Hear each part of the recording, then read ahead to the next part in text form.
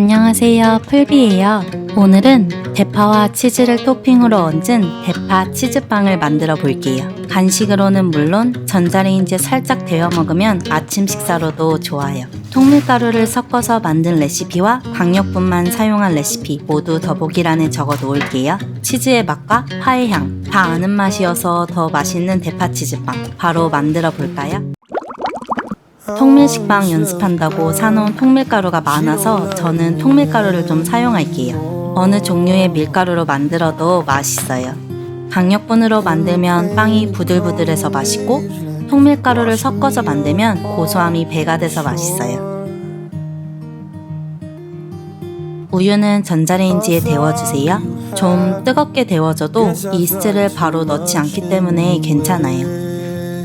우유와 통밀가루 그리고 강력분을 넣고 마른 가루가 보이지 않을 때까지 대충 섞어주세요.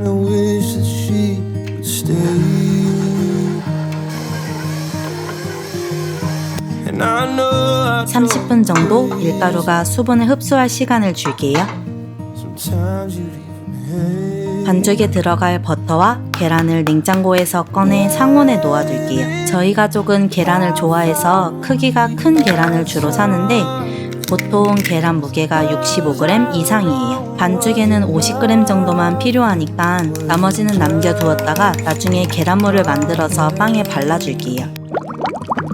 반죽을 만져보니까 저는 물을 더 넣지 않아도 될 것 같아요. 물이 적어서 반죽이 딱딱하다면 물을 한두 큰술 정도 더 넣어주세요.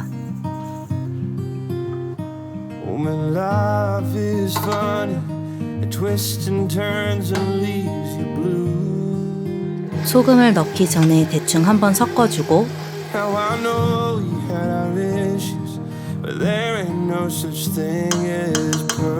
중속에서 한 덩어리로 뭉쳐지고 그릇이 깨끗해질 때까지 반죽을 쳐주세요. 이제 10분 기다려주세요.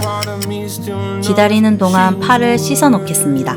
마트에 갔는데 대파 상태가 영 별로더라고요.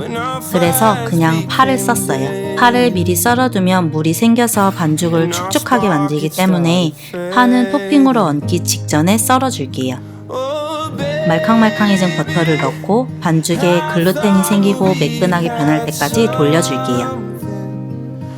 중속에서 3분, 고속에서 3분 정도 돌렸는데 강력분만 넣고 만들 때는 5분 정도만 돌려도 충분할 거예요.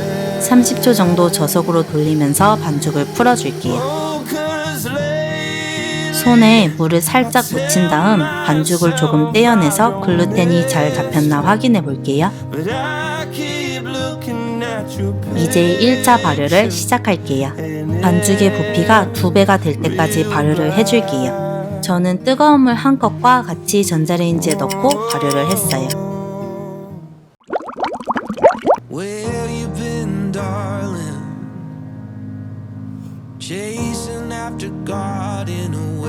저는 빵을 좋아하기도 하고 많이 먹고 싶기도 해서 6덩어리로 나눴는데 8개로 나누면 사먹는 단팥빵 크기 정도예요. 반죽을 동그랗게 정리해서 15분 휴지시켜 줄게요. 매끄러운 면을 위로 가게 놓고 손바닥으로 눌러서 가스를 정리해 줄게요.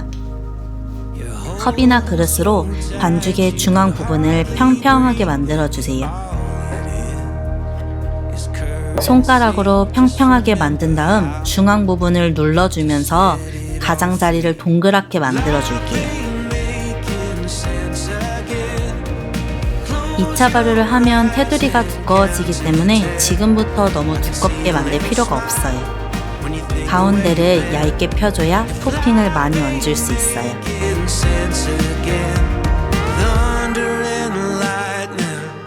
2차 발효가 끝날 때쯤에 토핑을 준비해주세요. 보통 30분에서 40분 정도 걸리니까 저는 발효를 시작하고 25분 후부터는 준비를 시작해요. 아까 남겨둔 계란 15g에 우유 15g을 넣고 잘 섞어주세요.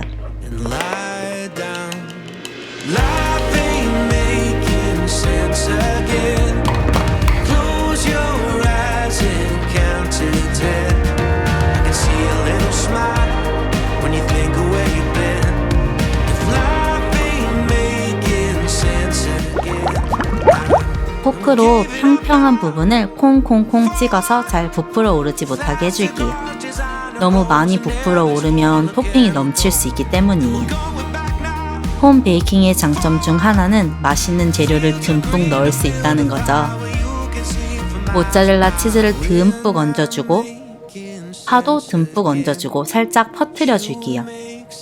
가운데에만 있는 것보다 이렇게 있는 게 더 맛있어요. 깨소금까지 솔솔 뿌리면 토핑은 끝이에요. 검은색 깨를 얹었으면 색이 대비되어서 더 예뻤을 것 같아요. 계란물을 골고루 발라주세요. 이제 오븐에서 15분 구워줄게요. 테두리 부분이 갈색으로 변할 때까지 구워주세요. 냄새, 비주얼, 맛, 뭐 하나 빠지는 것 없는 대파치즈빵 완성입니다. 빵의 밑면이 눅눅해지지 않게 식힌망에서 식혀줄게요. 궁금하신 점이나 보고 싶은 레시피, 그리고 통밀 대파치즈빵 후기도 댓글로 알려주세요. 오늘도 제 영상을 끝까지 시청해주셔서 감사하고요. 쉽게 만들고 맛있게 드셨으면 좋겠습니다. 우리 그럼 또 봐요.